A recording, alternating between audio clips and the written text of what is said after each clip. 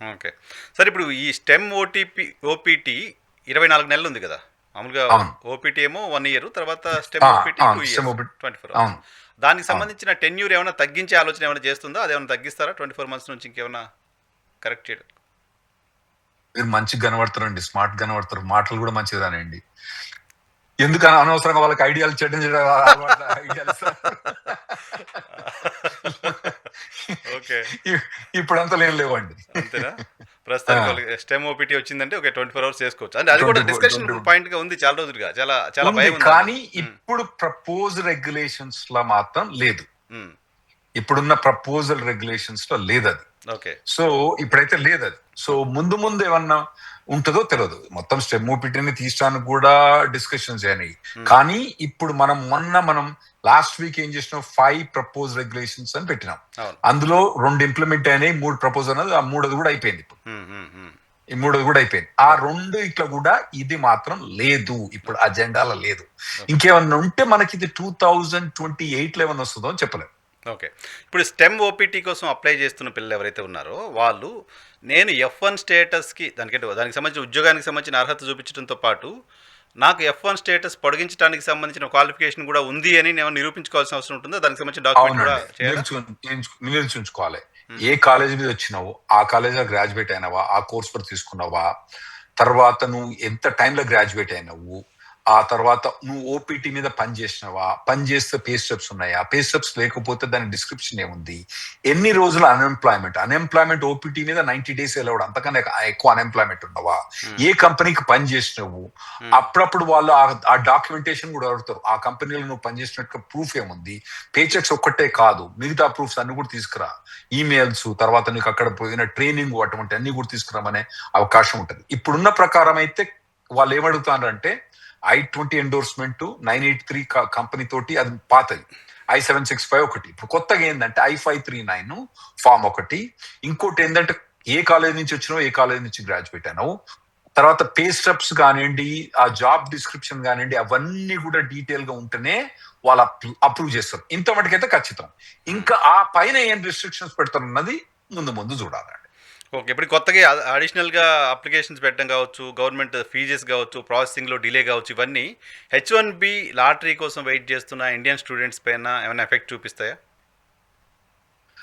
అంటే ఇప్పుడైతే ప్రస్తుతం ఇమ్మీడియట్ గా అయితే ఏమి ఎఫెక్ట్ ఉండదండి. హ్మ్. కాకపోతే ఏంటంటే ఈ F1 స్టెమ్ ఎక్స్టెన్షన్స్ లో నార్మల్ గా F1 ఓపీటీల రిజెక్షన్స్ మేము 1 to 2% చూస్తామండి. హ్మ్. అంటే అది టెక్నికల్ ఫాల్ట్స్, వాళ్ళు ఎప్పుడు రాంగ్ 2% టెక్నికల్ ఫాల్ట్స్ తోటి పోతాయి అన్నట్టు వాళ్ళు. ఓహ్! ఓకే. ఆ తర్వాత స్టెమ్ ఎక్స్టెన్షన్ లో మాత్రం కొంచెం జాబులు లేకుండా ఇటువంటి వాటితో ఒక 5 to 10% వాళ్ళు ఎగిరిపోతారు. హ్మ్. వీళ్ళందరూ కూడా మళ్ళీ H1 పోవడానికి కష్టమైంది. ఓకే. అయితే ఇప్పుడు వీళ్ళు పెట్టే రిస్ట్రిక్షన్స్ తోటి నేను అనుకునేది ఏమంటే, హ్మ్. ఒక ఓపీటీలు మాత్రం 5 to 10% ఎగిరిపోయి, స్టెమ్ ఎక్స్టెన్షన్ లో మాత్రం ఒక 25 to 30% ఎగిరిపోయే ఛాన్స్ ఉంటది. హుహు. హుహు. ఇంకెక్కువ ఉంటుందో చెప్పలేము. ఇప్పుడు అంటే నేను ఇప్పుడు July 23rd 2026 లో మాట్లాడుతున్నా.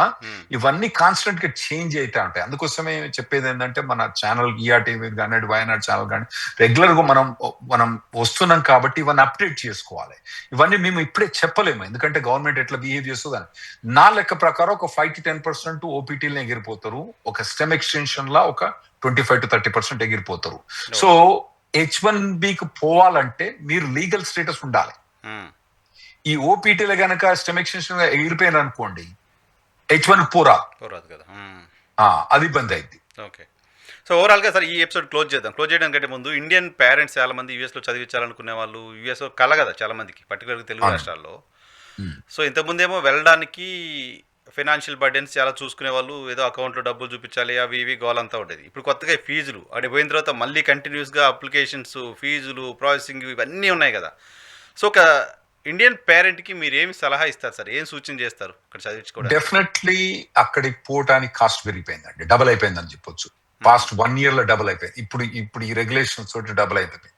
ఇంకోటి ఏంటంటే, ఇదివరకు ఏంటంటే బేసిక్ హోప్ ఏముండే అంటే, మనోడు పోయిండంటే ఒక 3 ఏళ్ళు ఏదో వర్క్ పర్మిట్ తీసుకొని ఆ అయ్యే ఖర్చులు మాత్రం ఖచ్చితంగా వాడు ఎలా తీసుకొని వస్తాడు.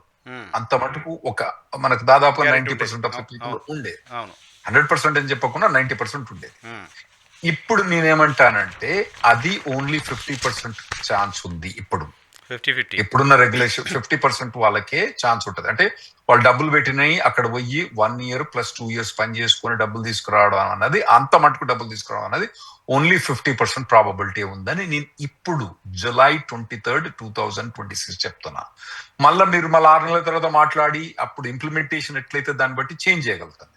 ఓకే. ఇప్పుడు వచ్చిన రెగ్యులేషన్స్ మాత్రం చాలా కంప్లీట్ వేరియేషన్ అండి.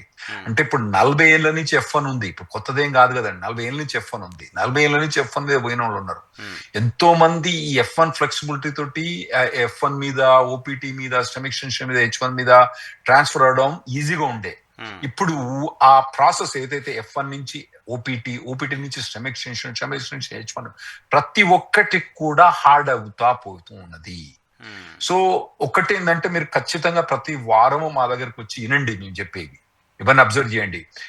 ఒక చాలా మంది మీ ఛానల్ వచ్చి మాకు యూఎస్ కూడా వచ్చి కన్సల్టేషన్స్ వస్తా ఉంటాయి. వైఎన్ఆర్ గారు వచ్చినాయి, అక్కడి నుంచి వచ్చినాయి కూడా వస్తా ఉంటారు చెప్పినట్టు. సో ఏంటంటే ఈ కంటిన్యూస్ గా వినాలి. ఏదో ఒక్కసారి వినడం కాదు, కంటిన్యూస్ గా ప్రతి వారం వింటా అంటే చెప్తా అంటారు. ఎందుకంటే మన ఛానల్ అక్కడ కూడా చాలా మంది నాకు వచ్చి కన్సల్టేషన్స్ కానీ మాకు జూమ్ కాల్స్ కానీ వచ్చి అడుగుతుంటారు. వైఎన్ఆర్ గారు చెప్పిండ్రు, వైఎన్ఆర్ అక్కడి నుంచి వచ్చినాయి కూడా వస్తా ఉంటాయి నాకు. సో ఇక్కడ పేరెంట్స్ కూడా వింటా అంటారు, అక్కడ వాళ్ళు వింటా అంటారు. కాబట్టి ఇది కంటిన్యూస్ గా వింటా అంటే అప్డేట్ చేస్తా అంటారు. రైట్. అంటే ఒక రోజు అయిపోయింది కాదు కదా, ఒక రాజ్యాంగం రాశారు అయిపోయిందని కదా, రోజు చేంజెస్ ఉన్నాయి కాబట్టి డైనమిక్ గా ఉండాలి. యా, ఎస్పెషల్లీ మనము మన దేశంలో లేము, బయట దేశంలో ఉన్నాం, ఆడ వీసా స్టేటస్ మనం ఉన్నాం కాబట్టి ఇవన్నీ అబ్జర్వ్ చేసుకోవాలి. మీరు ఇండియాలో ఉన్నారనుకోండి, మీకు ఇక్కడ స్టూడెంట్ వీసాలు, ఇమిగ్రేషన్ గురించి మీకు ఏం అవసరం, అది ఎవడైతే నేపాల్ నుంచి వచ్చాడు వాళ్ళకి అవసరం, మీకు అవసరం లేదు. సో మనం వేరే దేశాలు ఉన్నాం కాబట్టి మన అక్కడ ఉండే ఈ రెగ్యులేషన్స్, స్పెషల్లీ ట్రంప్ వచ్చిన తర్వాత నాకున్న 30 ఏళ్ళ నాలెడ్జ్ తీసుకుపోయి చక్క చెత్తబట్టలో వెతుపెట్టి మళ్ళీ మొదటి నుంచి మొదలు పెట్టిన. మళ్ళీ ఈ స్టూడెంట్ వీసా అయితే అసలు ఒక నెల నుంచండి ఈ చదువుడు, ఈ రెగ్యులేషన్స్ వచ్చే వీటి తర్వాత ఇంకోటి ఏంటంటే ఇవన్నీ డిబేట్ చేయాల్సి వస్తుంది. ఎందుకంటే ఇవి ఎట్లా ఇంప్లిమెంట్ అవుతా అంటే ఈ వేరే లాయర్ తో డిస్కస్ చేసి ఇవన్నీ వచ్చి మీ దగ్గర ప్రజెంట్ చేస్తా అంటారు. ఓకే, డిస్కషన్ పాయింట్ లో కొత్త పాయింట్స్ రేజ్ అవుతాయి, కొత్త డౌట్స్ వస్తున్నాయి. అవును. తర్వాత ఎవ్రీ డే మాకు జూమ్ కాల్ ఉంటది. మీరందరూ కూడా మాకు జూమ్ కాల్ కి వచ్చి కూడా అడగొచ్చు. ఆర్ఎన్ లా గ్రూప్ ఉన్నది, అక్కడ ఫ్రీ కాన్ఫరెన్స్ కాల్ ఉన్నట్టు ఎవరైనా రావచ్చు అండి. Right sir, thank you very much Rahul Reddy గారు సమయం కేటాయించినందుకు. ఇది రాహుల్ రెడ్డి గారితో special podcast on F1 status ముగింపు, అలాగే ఓపీటీ, స్టెమ్ ఓపీటీలు పొడిగింపులకు సంబంధించిన అంశంపైన డీటెయిల్డ్ ఇన్ఫర్మేషన్ ఎపిసోడ్లు ఇచ్చాం. Thank you.